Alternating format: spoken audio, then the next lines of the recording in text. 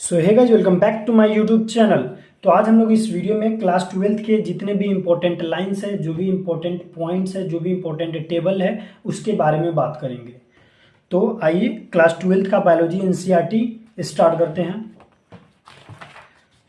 सबसे पहले जब हम लोग कंटेंट में आएंगे कि टोटल सिलेबस क्या है बायोलॉजी के लिए, तो टोटल सिलेबस आप इसमें देख सकते हैं। बायोलॉजी एनसीईआरटी में टोटल 16 चैप्टर है। तो इसमें इस 16 चैप्टर में भी क्या क्या इंपॉर्टेंट है उसके बारे में हम लोग बात करेंगे। तो सबसे पहला human reproduction star mark, reproductive health star mark, पूरा genetics star marks, biology in human welfare ये भी स्टार मार्क, ये जेनेटिक्स में ही आता है। बायोटेक्नोलॉजी ये भी स्टार मार्क है। और इकोलॉजी भी मिनिमम स्टार मार्क ही समझो। यानी क्लास 12 का अगर देखा जाए तो हर एक एक चैप्टर इंपॉर्टेंट है। क्लास 11th वाला जो चैप्टर था उसमें मैंने बताया था कि स्पेशली कुछ कुछ चैप्टर बताए थे, जैसे एनिमल किंगडम बताए हुए थे, और फिर एक दो और चैप्टर था जिसका ह्यूमन फिजियो का कोई चैप्टर था, डिसऑर्डर वगैरह था, उसके बारे में मैंने एक्स्ट्रा में बताया था। लेकिन क्लास 12th में एक एक चैप्टर भी इंपॉर्टेंट है। लेकिन अभी लास्ट के टाइम में, जो भी लास्ट टाइम आपके पास बचा हुआ है, उस लास्ट टाइम में आप लोगों को पूरा ये अगर एक एक लाइन अगर आप पढ़ना स्टार्ट करोगे तो एक एक लाइन पढ़ने में आप लोगों को बहुत ही ज़्यादा प्रॉब्लम होगा। तो एक एक चैप्टर का एक एक इंपॉर्टेंट लाइंस क्या है, वो क्या क्या इंपॉर्टेंट टॉपिक्स है, कौन कौन इंपॉर्टेंट लाइंस है, उसके बारे में हम लोग अंडरलाइन करेंगे या फिर हाईलाइट करेंगे। तो इस वीडियो में जो भी जितना भी ये ब्लू लाइन से मैंने हाईलाइट किया हुआ, ये सब जो जो ब्लू लाइन है, ये मैंने ये सबको इस पे उतना ध्यान नहीं देना है। देखो एनसीईआरटी का हर एक एक लाइन इंपॉर्टेंट है, लेकिन लास्ट टाइम में जो मैंने ब्लू कलर से मार्क किए हैं हर एक एक चैप्टर में, बस उसी सबको पढ़ना है बार बार। उसके अलावा एक्स्ट्रा कुछ नहीं करना है। ये सब जो भी ब्लू मार्क्स से मैंने अंडरलाइन किए हैं, ये मैंने खुद से एक एक लाइंस को पढ़ के मैंने ये अंडरलाइन किया हुआ है। ऐसा नहीं कि ऐसे कुछ भी रंग के दे दिया आपको, ऐसा कुछ नहीं है। हर एक एक चैप्टर में एक एक लाइन इंपॉर्टेंट है, ब्लू ब्लू वाला। तो मैं सबसे पहले फर्स्ट चैप्टर से स्टार्ट करता हूँ। इस चैप्टर में देखते हैं कि क्या क्या इंपॉर्टेंट है, क्या इंपॉर्टेंट नहीं है, क्या किसको छोड़ सकते हैं, किसको नहीं छोड़ सकते हैं।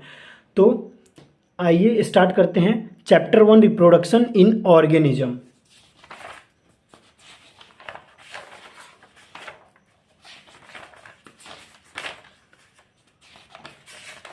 इस फर्स्ट चैप्टर में मैंने एक भी अंडरलाइन नहीं किया है, क्योंकि इसमें क्या है ना, देखो reproduction in organism like AIIMS का जो सिलेबस है उसके हिसाब से देखा जाए तो इसका भी वेटेज है, लेकिन उतना वेटेज नहीं है जितना जेनेटिक्स का है, बायोलॉजी इन ह्यूमन वेलफेयर का है।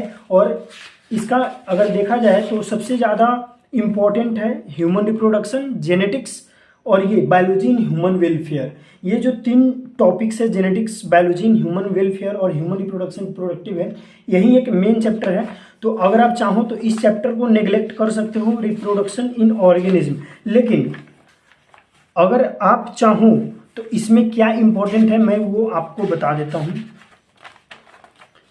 ये वाला, ये जो है ना, इन नॉन प्राइमेट्स, मतलब क्या है, जो भी ब्लू वाला जो हाइलाइटर है, ब्लू से जो मैंने हाईलाइट किया वो तो पढ़ के जाना ही है, उसको याद करना ही है। लेकिन उसके अलावा जो भी एक्स्ट्रा है, मैं एक्स्ट्रा वाला बता देता हूँ कि कहाँ कहाँ पे कितना एक्स्ट्रा है। तो इस चैप्टर में आप बस ये वाला लाइन पढ़ के चले जाना। In non primates mammals like cow, sheep, rat, deer, dog, tiger, etc. Such cyclic changes during reproduction are called estrous cycle, whereas in primate, monkeys, apes and humans it is called menstrual cycle. इसको मैंने blue से underline नहीं कराया है, ये मैं खुद से अंडरलाइन करवा रहा हूँ। तो ये इंपॉर्टेंट है, इसको पढ़ के जाना। इसके बाद इस चैप्टर में कुछ भी नहीं है। अब अगले चैप्टर में आते हैं, sexual reproduction in flowering plant. इस चैप्टर में ये वाला जो लाइन है, ए look at the diversity of structure of the inflorescence flowers and floral parts shows an emerging range of adaptation to ensure formation of the end product of sexual reproduction, the fruit and the seed। ये वाला important lines है, इसको underline कर लेना और इसको बार बार revision करके जाना। वैसे ही आगे है एक, to a biologist flowers are morphological and embryological marvel and the site of sexual reproduction. Second है, थर्ड है, the microsporangia develop further and become pollen sac. जितना भी ब्लू वाला अंडरलाइन है इस सबको अंडरलाइन कर लेना और इसी को बार बार रिवीजन करना है। उसके बाद इंपॉर्टेंट लाइन्स है आपका ये वाला, the inner most wall layer is called the tapetum, it nourishes the developing pollen grains, cells of the tapetum possesses dense cytoplasm and generally have more than one nucleus. यहाँ पर का इस पूरे page में ये वाला इंपॉर्टेंट लाइन है, the exine exhibit fascinating array of pattern and design. इस चैप्टर में यहाँ पे जो है ये वाला लाइन इंपॉर्टेंट है, ovules generally differentiate a single megaspore mother cell elements in the micropylar region. इसके बाद micropylar region of the nucellus यहाँ तक आएगा। इस पेज में कुछ भी नहीं है। इस पेज में जो ये वाला जो पॉइंट है, cleistogamous flower produces assure seed set even in the absence of pollinator. उसके बाद ये जो पोस्ट फर्टिलाइजेशन वाला जो टॉपिक है उसके नीचे है एंडोस्पर्म, उसमें का ये वाला लाइन पढ़ के जाना, endosperm development precedes embryo development. वैसे ही एम्ब्रियो में है, most zygotes divide only after certain amount of endosperm is form, thus this is an adaptation to provide assure nutrition to the developing embryo.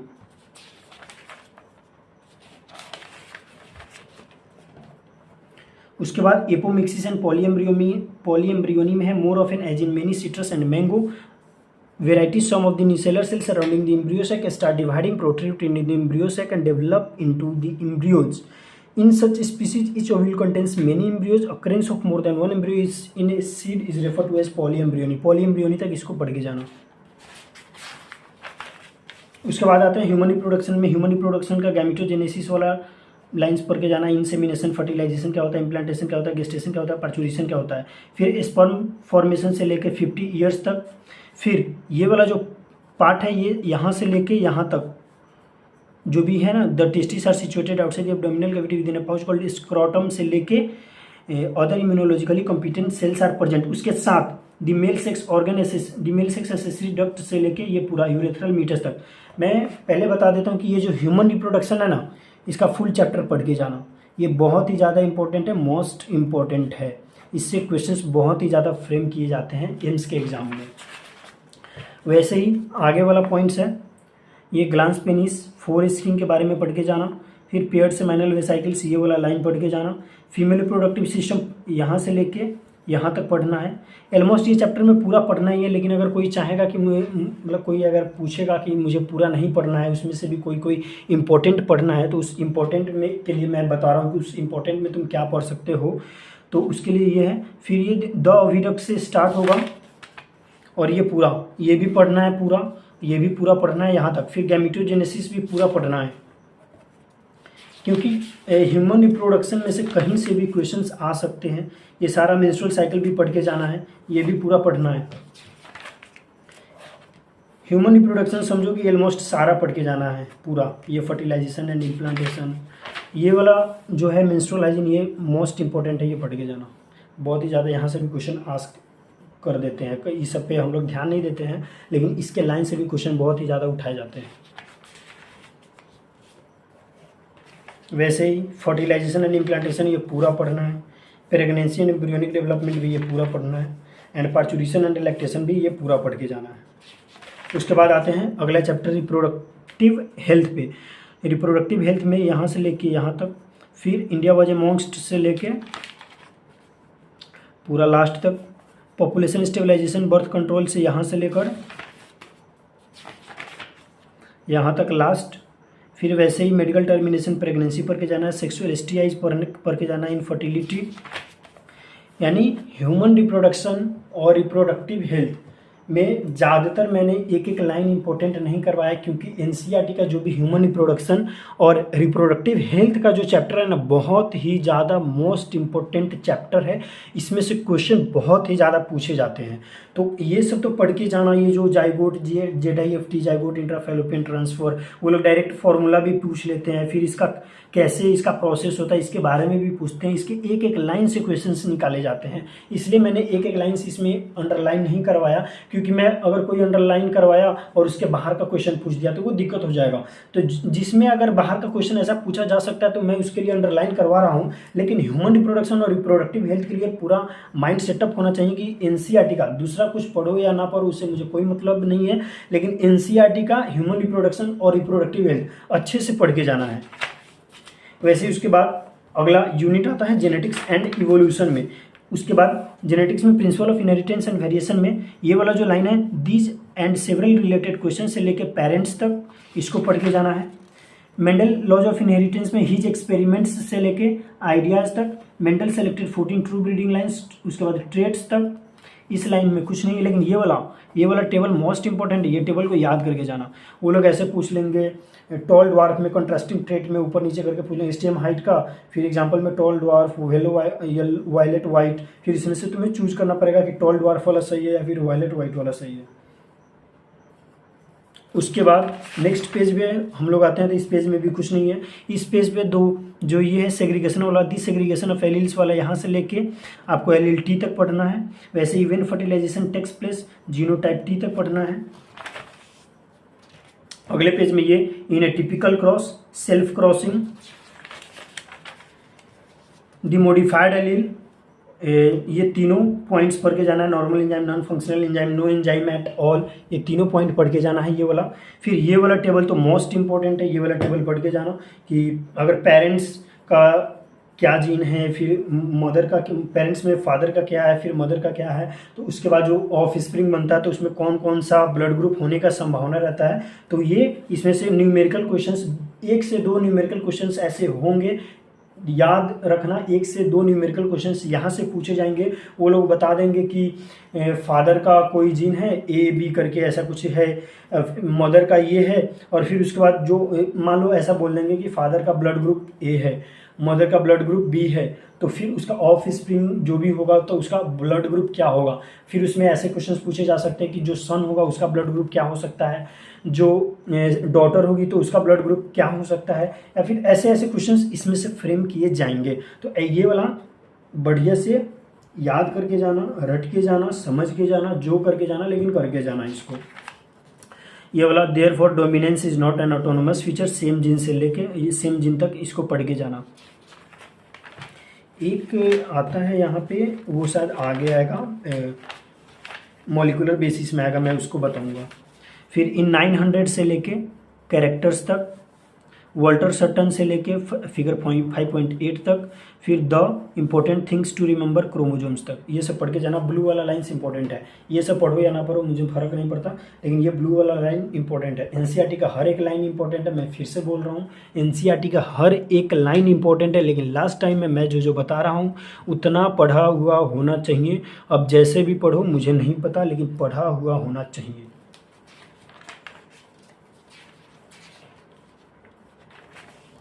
फिर ये वाला तुम डायग्राम याद कर सकते हो।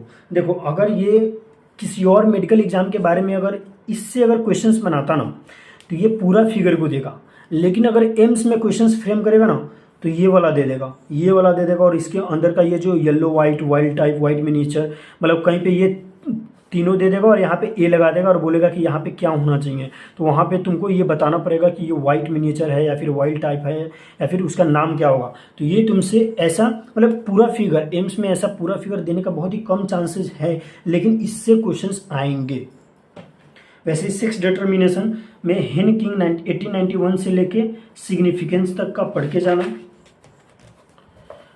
इट वॉज ऑब्जर्व्ड से लेके सम डू नॉट तक पढ़ के जाना। ग्रास ऑपर इज एन एग्जाम्पल से लेके ऑटोसम तक पढ़ के जाना। मेल हिट्रोगैमेटी वाला ये जो भी डेफिनेशन है इसको पढ़ के जाना। फीमेल हिट्रोगैमेटी का भी ये पढ़ के जाना। ये वाला याद से, ये वाला जो है ना फिगर, ये वाला फिगर एक एक फिगर रटा हुआ होना चाहिए कि ये मेल का सिंबल होता है, ये फीमेल का सिंबल होता है, फिर सेक्स अनस्पेसिफाइड का सिंबल है, ये affected individual, mating between relative, parent above, ये सारा फिगर टिप्स पे याद होना चाहिए, इम्पोर्टेंट है, इसमें कुछ नहीं बोला जा सकता है। म्यूटेशंस का ये 2-3 लाइन पढ़ के जाना म्यूटेशन के बारे में। फिर मेंडेलियन डिसऑर्डर, बहुत ही ज़्यादा इम्पोर्टेंट है। इसमें मैंने अंडरलाइन नहीं करवाया है, लेकिन मेंडेलियन डिसऑर्डर पूरा पढ़ के जाना। ये मेंडेलियन डिसऑर्डर समझ लो 3 स्टार। इस मेंडेलियन डिसऑर्डर में किसी भी डिसऑर्डर से आपको एग्ज़ाम में पूछा जाएगा और पूछा जाता भी है। तो मेंडेलियन डिसऑर्डर पढ़ के जाना। 11th क्लास वाला में भी मैंने बताया था कि जितना भी डिसऑर्डर है उसको रट के जाना, क्योंकि डिसऑर्डर से डायरेक्ट क्वेश्चन पूछे जाते हैं और बहुत ही इजी क्वेश्चन रहते हैं। उसके साइन एंड सिम्टम्स देगा और उसको बस तुमको नाम उसमें टिक करके आना है। तो मेंडेलियन डिसऑर्डर पूरा इंपॉर्टेंट है, लेकिन इसमें भी अगर कुछ ज़्यादा अगर लगता है कि क्या सबसे ज़्यादा इंपॉर्टेंट है तो उसके लिए मैं बता देता हूँ, लेकिन प्लीज़ मेंडेलियन डिसऑर्डर पूरा पढ़ के जाना, पूरा याद करके जाना। इसमें ये फिगर इंपॉर्टेंट है, कौन सा फिगर किसका है ये वाला देख लेना। उसके बाद सिकल सेल एनीमिया पढ़ सकते हो। ये वाला डायग्राम भाई साहब बहुत ही ज़्यादा इंपॉर्टेंट है। इस डायग्राम में पता है क्या पूछता है, ये जो 6th नंबर पे है, जो GLU से वेलाइन हो गया हो, वेलाइन हुआ है, कन्वर्ट हुआ है, तो ये वाला क्या करते हैं ना पता है, ये वाला फिगर दे देंगे और यहाँ पे वेलाइन वाला को डैश दे देंगे या फिर ए दे देंगे और बोलेंगे कि बताओ कि इसके 6th पोजीशन पे क्या होगा। तो यहाँ पे तुमको वेलाइन टिक करके आना होगा। तो ये वाला फिगर आया हुआ था एग्जाम में, सेम टू सेम क्वेश्चन आया हुआ था 2 बार। एम्स के एग्जाम की बात कर रहा हूँ, मैंने एक बार जब एग्जाम दिया था तो ये वाला question same to same question पूछा जाता है। और भी मेडिकल एंट्रेंस एग्जाम में ये बहुत ही ज़्यादा स्टार क्वेश्चंस है, इसके बारे में बहुत ही ज़्यादा क्वेश्चंस आते हैं, तो इसको पढ़ के जाना। सिकल सेल एनीमिया का पढ़ के जाना मिनिमम, और द पॉसिबिलिटी हीमोफीलिया का ये वाला लाइन्स पढ़ के जाना स्टेज ऑफ लाइफ तक। फिर देखो ये वाला मैंने अंडरलाइन भी किया हुआ है, सिकल सेल एनीमिया ग्लूबाइवेलाइन क्या है, एक second, glutamic acid. The defect is caused by the substitution of glutamic acid glubaveline VL at the 6th position of the beta globin chain of the hemoglobin molecule। मैंने ये line अभी नहीं देखा था, उससे पहले ही मैंने बताया कि बहुत ही स्टार मार्क है। सो प्लीज़ इस डायग्राम को याद करके जाना, ये डायग्राम बहुत ही ज़्यादा इंपॉर्टेंट होगा। बाकी जेनेटिक जितना भी ये मैंने डिसऑर्डर बोला था ये सब पढ़ के जाना। क्रोमोजोमल डिसऑर्डर भी सारा पढ़ के जाना, इसके लिए नो चांस, ये सारा इंपॉर्टेंट है। Down syndrome, Klinefelter syndrome, Turner syndrome, most important है ये सब। ये वाला फिगर देख के जाना, broad flat face, bing and ring, ये सब पढ़ के जाना। ABCD करके पूछ लेंगे तुमसे। अब आते हैं मॉलिक्यूलर बेसिस ऑफ इनहेरिटेंस में। सो मॉलिक्यूलर बेसिस ऑफ इनहेरिटेंस में देखेंगे तो ये वाला the DNA act as a genetic material से लेकर मॉलिक्यूल तक बहुत ही ज़्यादा इंपॉर्टेंट है। उसके बाद DNA as an acidic substances, Friedrich Miescher in 1869, ये वाला बहुत ही ज़्यादा इंपॉर्टेंट है। It was only in 1953 James इससे लेके यहाँ पे इक्वल वंस तक। फिर ये वाला सैलिएंट फीचर्स में जो 3 नंबर का पॉइंट है बहुत ही ज़्यादा इंपॉर्टेंट है, ये पढ़ के जाना। उसके बाद 5th पॉइंट इंपॉर्टेंट है, ये वाला तो याद होना चाहिए कि एडेनिन के साथ थाइमिन, गुआनिन के साथ साइटोसिन, ये सब बेसिक है, तो ये सब तुम्हारे ध्यान में होना चाहिए। उसके बाद ये प्रोटीन से लेके साइड चेन तक ये इंपॉर्टेंट है, इसको पढ़ के जाना। The genetic material is DNA, ये तीनों लाइन पढ़ के जाना। वैसे ही a molecule that can act as, ये वाला चारों पॉइंट और ये लाइन पढ़ के जाना बहुत ही ज़्यादा इंपॉर्टेंट है। रेप्लिकेशन वाला इट हैज़ नॉट एस्केप्ड 1953, ये सब पूरा पढ़ के जाना। The machinery and the enzyme deoxyribonucleoside triphosphate से लेकर ATP तक, ऑन वन स्ट्रैंड से लेकर DNA लाइगेज तक, ये सब पढ़ के जाना। By both the strands are not copied, ये पूरा पढ़ के जाना। The promoter and the terminator polarity, ये वाला पढ़ के जाना। द टर्मिनेटर से स्टार्ट, प्रोमोटर पे ख़त्म, ये वाला पढ़ के जाना। फिर वैसे ही दी इंटरग्यूनिंग क्वेश्चंस का ये कितना पॉइंट है, 1 2 3 4 5 6 7, सातों पॉइंट पढ़ के जाना। उसके बाद ये वाला सेवेरो ओकोवा, ये पढ़ के जाना। ये देखो ये जो टेबल है ना, मैं इसी के बारे में बोल रहा था कि मॉलिक्यूलर बेसिस आएगा तो मैं उसमें बताऊंगा। ये टेबल बहुत ही ज़्यादा इम्पोर्टेंट है, अगर आप इसको याद कर सकते हो तो याद कर लेना, क्योंकि उसमें एग्जाम में डायरेक्ट बोल देंगे कि ट्रिपल U बताओ क्या होता है, तो फिनाइलएलेनिन होता है, ल्यूसीन होता है, ग्लाइसिन होता है, ये आपको याद होना चाहिए। तो ये इम्पोर्टेंट है, इसको पढ़ के जाना। अगर याद हो जाता है तो वरना ज़्यादा दिमाग नहीं लगाना है, क्योंकि इसको याद करने में बहुत ही ज़्यादा टाइम वेस्टेज होगा। लेकिन इसका 1 से 2 क्वेश्चंस आएगा, आ सकता है, 2 क्वेश्चन नहीं बोलेंगे लेकिन 1 क्वेश्चन आ सकता है कहीं ना कहीं से। उसके साथ ये जो सैलिएंट फीचर है 6, ये 6 भी पढ़ लेना। अगर ये याद नहीं होगा ना तो बस ये 6 सैलिएंट फीचर्स पढ़ के जाना, बहुत ही ट्रिपल स्टार लगा लो इसको।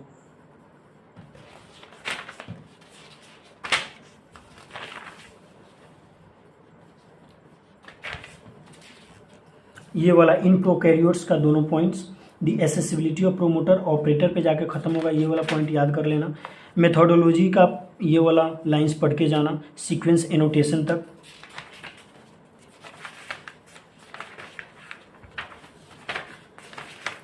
वैसे ही वो जो भी मॉलिक्यूलर बेसिस ऑफ इनहेरिटेंस खत्म हुआ, अभी इवोल्यूशन के बारे में बात करेंगे। इवोल्यूशन में ये वाला जो पॉइंट है, did life came from outer space like straw mud etc, ये वाला पूरा लाइन पढ़ के जाना। ये जो मैं लाइन मार्क करवा रहा हूँ ना, तो ऐसा मत सोचना कि मैंने कहीं से भी कुछ भी रंग दिया आप लोगों को बता रहा हूँ, ऐसा कुछ नहीं है। मैं भी स्टूडेंट हूँ और मैं स्टूडेंट था भी, और मैं इस एग्ज़ाम को क्रैक किया हूँ तभी मैं आप लोगों को बता रहा हूँ इसके बारे में। अगर मेरा एग्ज़ाम क्लियर नहीं हुआ रहता तो मैं नहीं बताता, इस टॉपिक पे बात भी नहीं करता। तो मैं अगर बता रहा हूँ कि ये लाइन इम्पोर्टेंट है तो ये इम्पोर्टेंट ही है। मैंने एक एक लाइन को खुद से पढ़ के मैंने ये लाइन बनाया, ऐसा नहीं कि किसी को अंडरलाइन कर दिया, कोई कुछ भी बता रहा है, ऐसा कुछ नहीं है। मैं जितना बता रहा हूँ, जैसे बता रहा हूँ वैसे ही करते जाओ। 20 से 1 महीना दिन तक मेरे हर एक एक लाइंस को फॉलो करो, मेरे हर एक एक क्वेश्चंस को फॉलो करो। जितना भी मैं क्वेश्चंस प्रोवाइड करूँगा व्हाट्सएप ग्रुप में PDF शॉर्ट नोट्स जो भी प्रोवाइड करूँगा, बस इस दिन में उतना ही पढ़ लो, बस तुम्हारा सिलेक्शंस निश्चित है। अगर तुमने अभी भी 0 से स्टार्ट किया है तो। वैसे ही द इवोल्यूशन ऑफ लाइफ हमसे थ्योरी वाला, there has been a gradual evolution of life हमसे लेके फिटनेस तक पढ़ के जाना अच्छे से। In the same line of argument से लेके ऑर्गेनिज्म तक पढ़ के जाना। The process of evolution of different से लेकर रिप्रेजेंटिंग तक ये सब पढ़ के जाना। डिफरेंट हैबिटेट 1 सेकेंड, हाँ यहीं आगे चल के यहाँ तक ये वाला लाइन इवोल्यूशन तक आएगा, इसको पढ़ के जाना। फिर मैकेनिज्म ऑफ इवोल्यूशन में देखोगे तो इवोल्यूशन फॉर डार्विन से लेके सम क्लैरिटी तक पढ़ के जाना अच्छे से। इसके बाद आता है ये वाला lines, there would be a gene flow से लेके founder effect.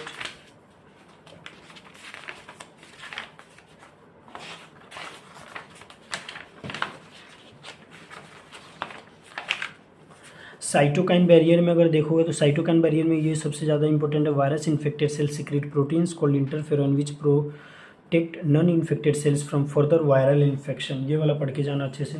The B lymphocyte produce an army of protein in response to pathogen into our blood to fight with them, this proteins are called antibodies. The T cells themselves do not secrete antibodies but help B cells to produce them, ये वाला पढ़ के जाना। ये वाला figure most important है। ये वाला फिगर में डायरेक्ट पूछ लेंगे कि इस साइट को क्या बोलते हैं, तो एंटीजन बाइंडिंग साइट बोलते हैं, लाइट चेन, हेवी चेन, ये सब नाम पूछ सकते हैं आपको फिगर देख के। वैक्सीनेशन एंड इम्यूनाइजेशन पूरा पढ़ना है, ऑटो इम्यूनिटी पूरा पढ़ना है। ये वाला lines both bone marrow and thymus provide micro environment for the development and the maturation of T lymphocyte, the spleen is a large bean shaped organ, इसके बारे में पढ़ के जाना है। ये वाला फिगर नहीं ध्यान मत देना, इतना भी टफ आपको एम्स के एग्जाम में नहीं पूछता है। Prevention of AIDS taken up तक पढ़ के जाना अच्छे से। ये मेटास्टेसिस प्लीज पढ़ के जाना। ये metastasis is the most feared property of malignant tumour, इसको अच्छे से पढ़ के जाना। फिर अब क्या करना है, tumour cells have been shown to avoid detection and destruction by immune system, therefore the patients are given substances called biological response modifiers such as alpha interferon which activate their immune system and helps in destroying the tumor, ये वाला पढ़ के जाना। ये वाले तुम क्या करना, ये वाला स्ट्रक्चर पढ़ के जाना, किसका है, कैनाबिनोइड का, और ये वाला स्ट्रक्चर मॉर्फिन का पढ़ के मीन्स थोड़ा ध्यान में रख के जाना, इसका स्ट्रक्चर याद करके जाना, क्योंकि वहाँ पे क्या करते हैं ना, ये स्ट्रक्चर दे देंगे और तुमसे नाम पूछ लेंगे कि ये कौन सा मॉलिक्यूल है। और फिर ये वाला फिगर कैनाबिस सटाइवा का, ओपियम का, धतूरा का, ये सब फिगर याद करके जाना।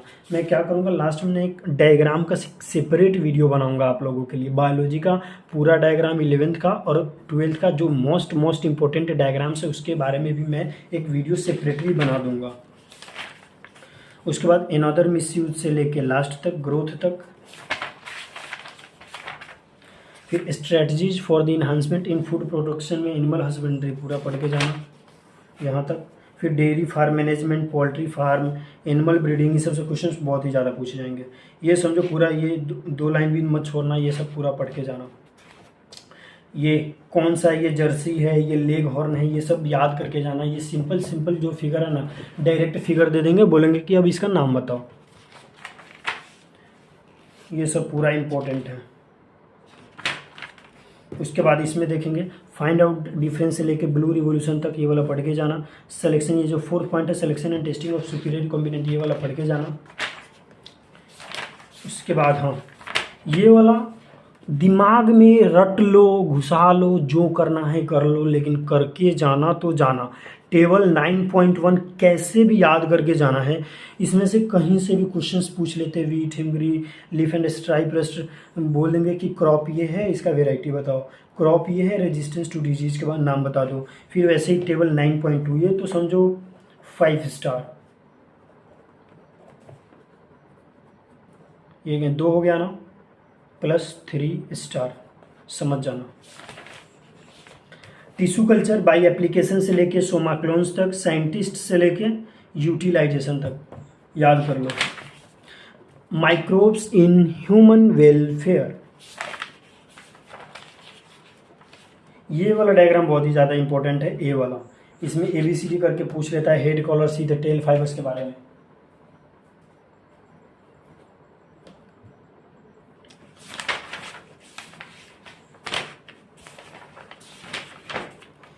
Microbes as a bio control agent, important यहाँ तक।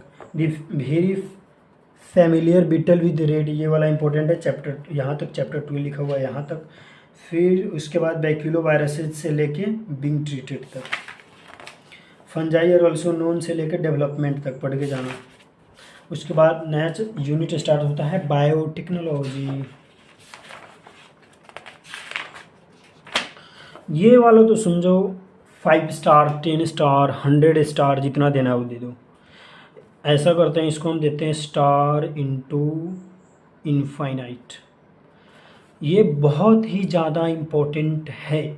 डायरेक्ट ऑप्शन में ऐसा 4 फिगर दे देगा, बोलेगा कि इसमें से ये जो चारों, ये वाला एक फिगर में दे देगा। ऐसे ही 4 फिगर दे देगा, बोलेगा बताओ इसमें से सही कौन है। तो बस इस पर मार करके आना, बस याद करना है गटाक, बस गटाक याद करना है, और इसी का उल्टा है इधर से गटाक, तो इसको याद करना है, बस मार करके आना है। और इस बार क्वेश्चंस पूछे भी जा सकते हैं, इस तरह के क्वेश्चंस दूसरे मेडिकल एंट्रांस में बहुत बार आए हैं, तो हो सकता है कि इस बार एम्स में भी आने का संभावना है।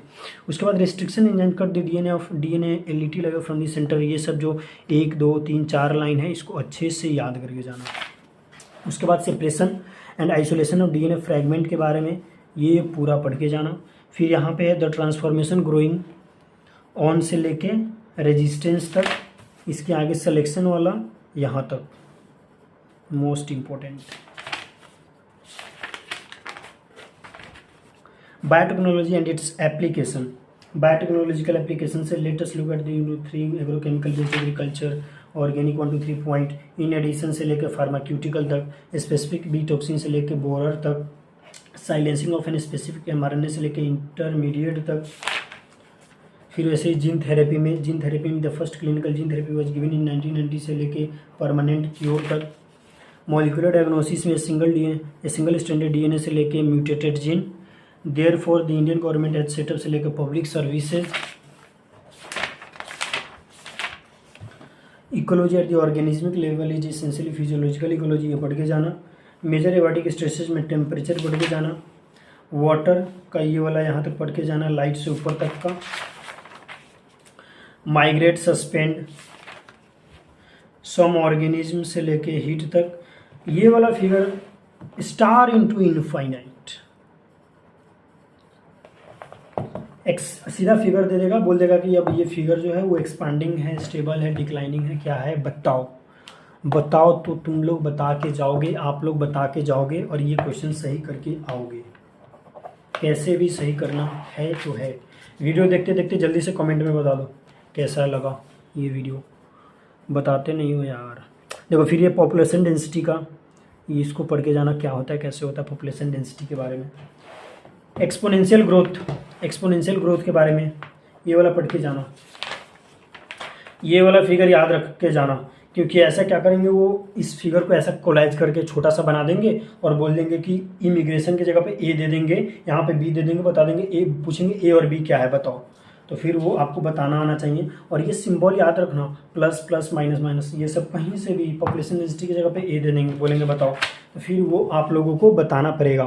फिर वैसे ही जियोमेट्रिक फैशन एक्सपोनेंशियल ग्रोथ तो आ गया, तो फिर वहीं आगे तक आ गया।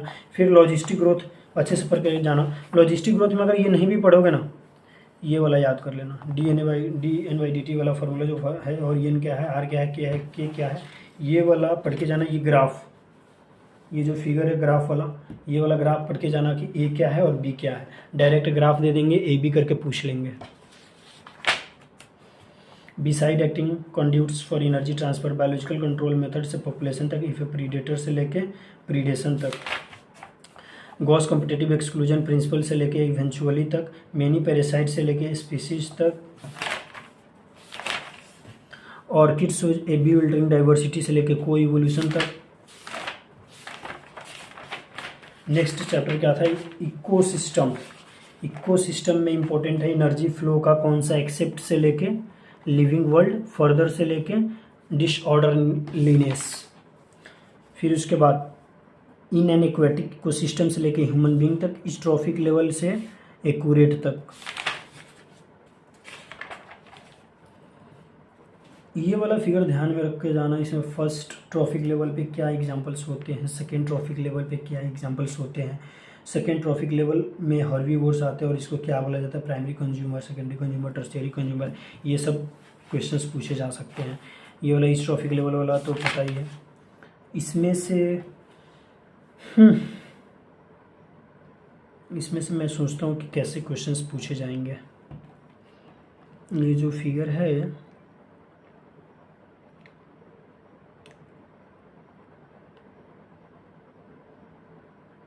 देखो इसमें बस ये वाला याद करके जाना, pyramid of number in grassland ecosystem.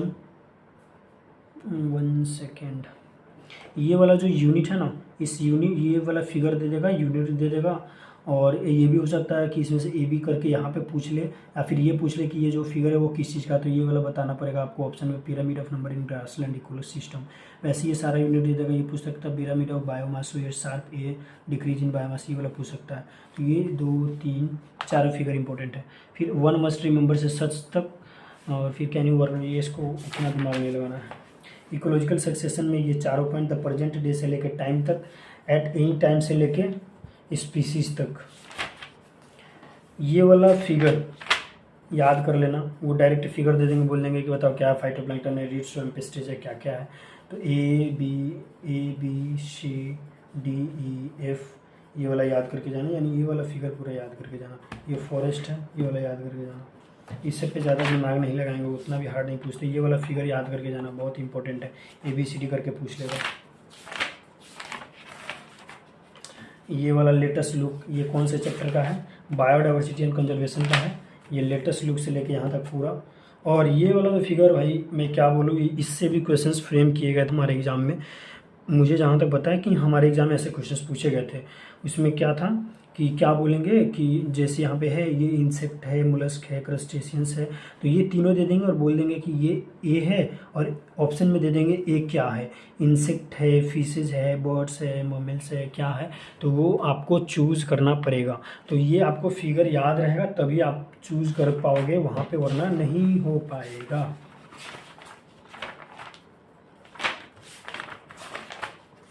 Environmental issues में पॉल्यूशन से लेके सॉइल तक, फिर साइमल्टेनियसली पैरेलल से लेके व्हीकल्स तक, यहाँ तक पढ़ के जाना।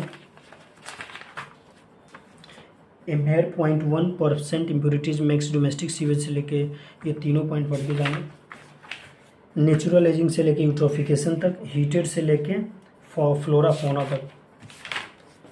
और ये हो गया आपका 12th का चैप्टर पूरा कंप्लीट। एक बार और मैं बता देता हूँ कि इसमें इम्पोर्टेंट चैप्टर्स क्या थे। देखो, इतना पढ़ने के बाद जो मैंने अंडरलाइन करवाया है तो वो सब तो मोस्ट इम्पोर्टेंट है। साथ में, उसके साथ में एक्स्ट्रा हमको क्या करना है, एक्स्ट्रा में हमको बस कुछ नहीं करना है। जो मैंने अंडरलाइन करवाया है वो एक एक चैप्टर याद कर लेना, उसके साथ ह्यूमन रिप्रोडक्शन का फुल चैप्टर मैं एफ लिख रहा हूँ, फुल चैप्टर याद होना चाहिए, रिप्रोडक्टिव हेल्थ का फुल चैप्टर याद होना चाहिए। उसके बाद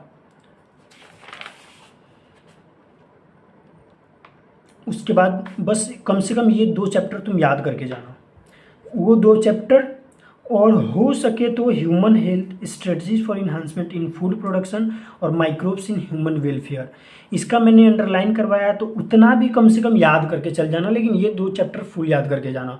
और कम से कम ये जो मैंने इसमें जो अंडरलाइन करवाया ना वो तो करके ही जाना, बाकी ये सब भी इंपॉर्टेंट है, लेकिन जो अंडरलाइन करवाया उतना ही काफ़ी है।